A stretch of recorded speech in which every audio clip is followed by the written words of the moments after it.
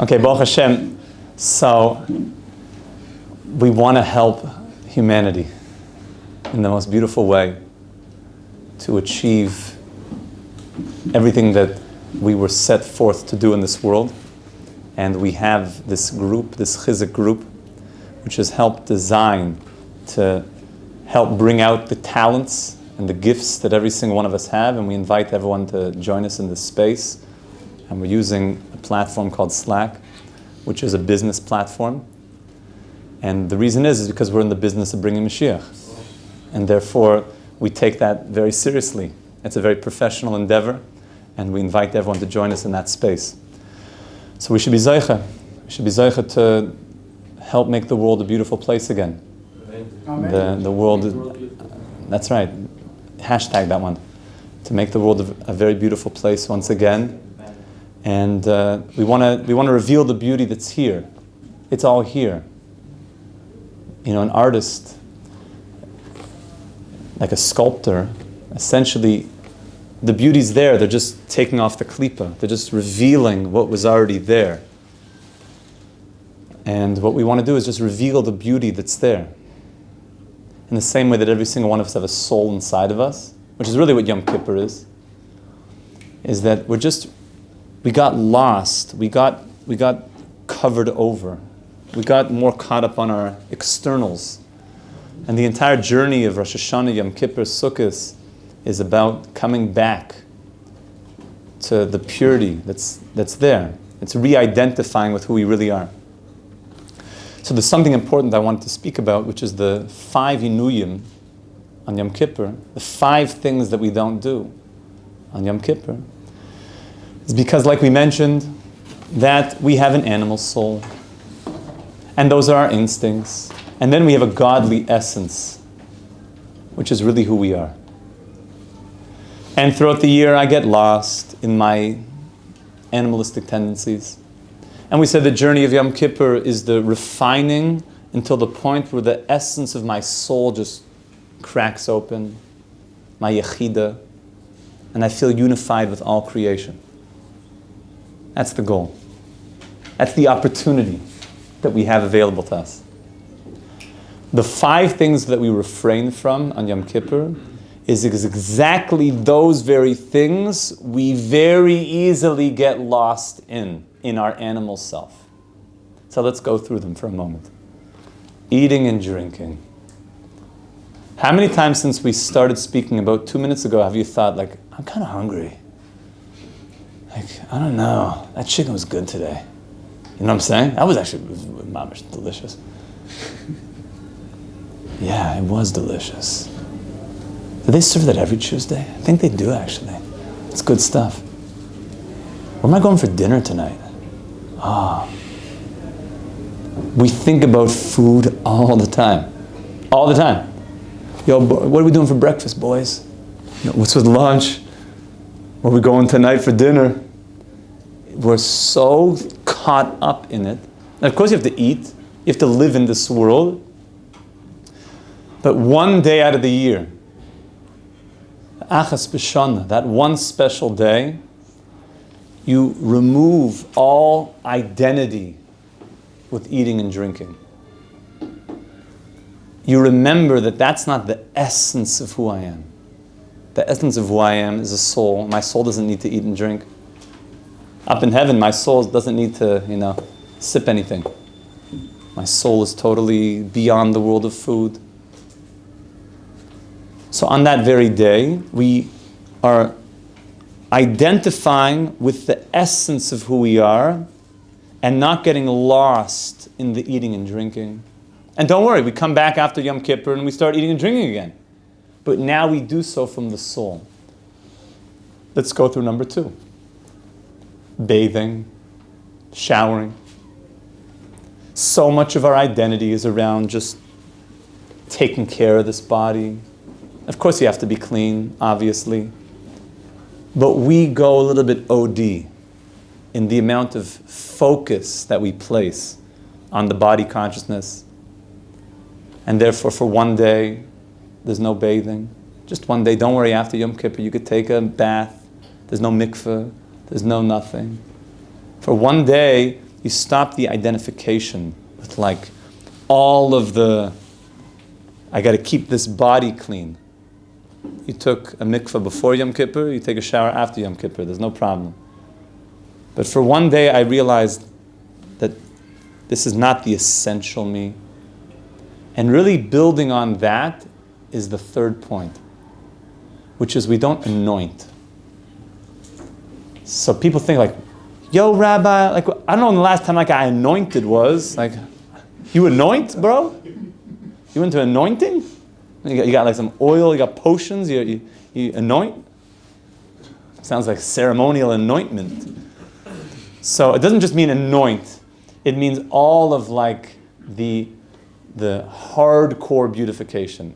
Creams, makeups, anointment, and everything that goes along with that. All of the like the shaving and the anointing and the shampooing and the gelling, all of that kind of identity that's like over the top. And you could buy body care packages that are like a spa body care. But Rabbi, obviously you have to take care of yourself and be dignified. But we sometimes take it way too far. Like way too much identification with like that cream, that like the one that goes like here. That one, because you know that cream is actually a different one that goes here. It's a different cream. Because the pores here require a different thing than here. And I have no problem with that. You can get those creams, that's fine.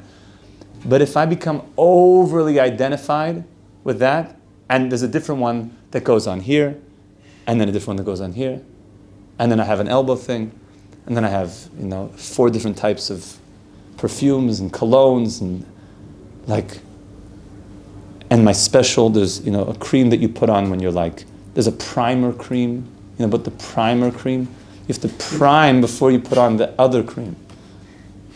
So for one day, men and women alike, there's no anointing, there's no creams. In the olden days, the anointing was like a royal thing, that it would make you, you didn't just go to a party, you anointed. You put all sorts of like oils and stuff on the body, and coconut oils, and shemen afarsimon, and all sorts of fancy schmancy stuff. So we do the same thing today, in our own way. And on Yom Kippur, it's that one day that I'm not losing myself in the identity of just being this physical being. And of course, number 4 is pretty straightforward. There's no intimate sexual relations on Yom Kippur, because that's something that people identify and define themselves by, sadly, as like so much of the personality and the definition and the GQ magazine and the tips of doing this and that. And somebody told me, it pains me, that he said that he was, there's something called, I'm sorry if you've been saying these words, but I'm just trying to be honest where the world, some of the world is at. He said there's something called a pickup artist. It's a type of art, not an art that I really believe in, where essentially it's the technology of, these words, I'm so sorry for even saying such things, of like womanizing or whatever, sadly. Like basically it's all based on NLP and manipulation of like convincing people to want to do things. And this person said to me, he said I was one of the best. And I was living in a house in Vegas with a bunch of other, he felt like we were like scientists. We were doing research in this to understand the technology of what to say and how to say, and it's disgusting. And a lot of these magazines, by the way, tell you all these tips. It's all manipulation and psychology. And he said, literally my life was this, of just identifying with that thing, and that my success and my self-image was all defined by that. It's sick. And how much of the world is running with that kind of programming? And comes the Jewish people and we say, stay sane. You need Yom Kippur, where you're totally removing that consciousness and re-identifying as a soul. And of course, we're not monks and celibate. We're married and have families. But only because we have a Yom Kippur are we able to then re-emerge into family life in a healthy way, because we have a Yom Kippur. Where we were able to see ourselves as the soul and not all that identification we just talked about. And maybe one of the harder ones to understand is why we don't wear leather shoes. How is that like this real identification? So here I want to provide a thought. You can wear comfy non-leather shoes. What's with the leather shoes?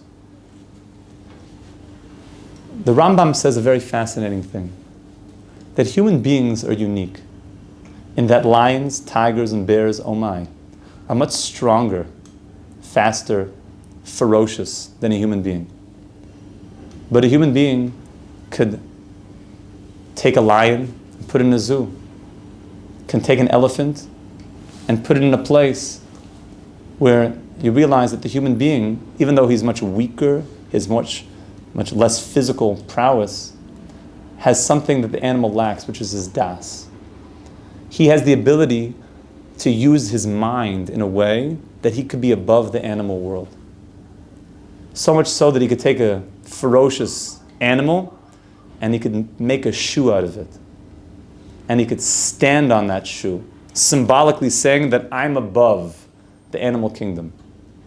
Now, if that is done in an unhealthy way, the man who believes he's the king of the jungle, because look, I could put animals in zoos, and look, I can make the Manhattan skyline, and I could run this world. But he runs the world out of his ego, and he's more powerful than the animals because he wants to show his domination. Then he has been caught by ego consciousness in a major way. So on Yom Kippur we say, don't wear leather shoes. All that mega ego identification of, look at me, I stand on the animal kingdom. You have to completely remove that. You have to get out of that like power CEO, I put on a power suit and I'm the man type of stuff. All that identification.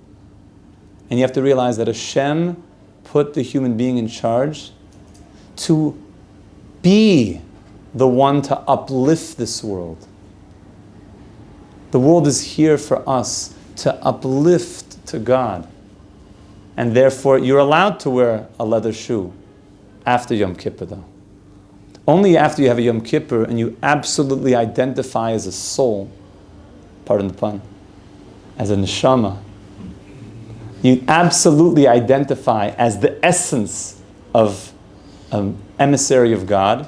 Are you now able to have a healthy perspective going back into what's my role as a human being and how can I use the world in the service of God? Not that I just show my domination because I'm dominant.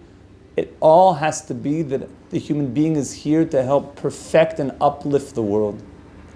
So my dear friends, we should be Zeicha. We should have the tremendous merit this Yom Kippur to be deeply, deeply identified with our soul, to be deeply, deeply identified with our mission in this world. And the only way to get there is to refrain from these 5 Inuyim. But I'll tell you, my friends, a great secret, that Yom Kippurim is a day Kippurim. Because on Purim, we realize that you could even be involved in eating and drinking and wearing leather shoes. You can be involved in this world, but it doesn't get you down. Yom Kippur is a day that's just teaching you about Purim. But you can't have a Purim without a Yom Kippur. You need to go through a Yom Kippur of 100% identification as the soul, with your kittel like a mamish malach. And then you could have a Yom Kippur where your gans lebedik and everything in this world is uplifted. But you can't have a Purim. You go, Purim, without a Yom Kippur. There's no such thing. There needs to be a Yom Kippur. And then if we do Yom Kippur properly, my dear friends, we're going to have the great days of Purim that are going to be upon us, b'siyat d'shmaya. And we're going to see Rabbim, Me'amei Ha'aretz Mesyadim, that many, many people during the Purim story became close to Hashem and wanted to return to Hashem. And we're going to have a kimu v'kiblu, kimu masher kiblu kvar, that it says that we really got the Torah on Yom Kippur. On Yom Kippur. But it was only on Purim that we re-accepted the Torah out of love, because we saw that Hashem loves us in the most wondrous way in this world. And ein oid milvada, there's nothing but you, Hashem. But in order to get to Purim properly, we have to go through Yom Kippur, Yom HaKadosh, the Achas L'Shana, that one special day of the year. We should be Zoicha Mamish to the Achas B'Shana, to be the Mamish Kohen Gadol, to go Lifnai V'Lifnim. We should be Zoicha Bin Beis HaMikdash Meshid Tzidkeinu B'Mhirav Yameinu. Amen. Amen. Call two of my friends.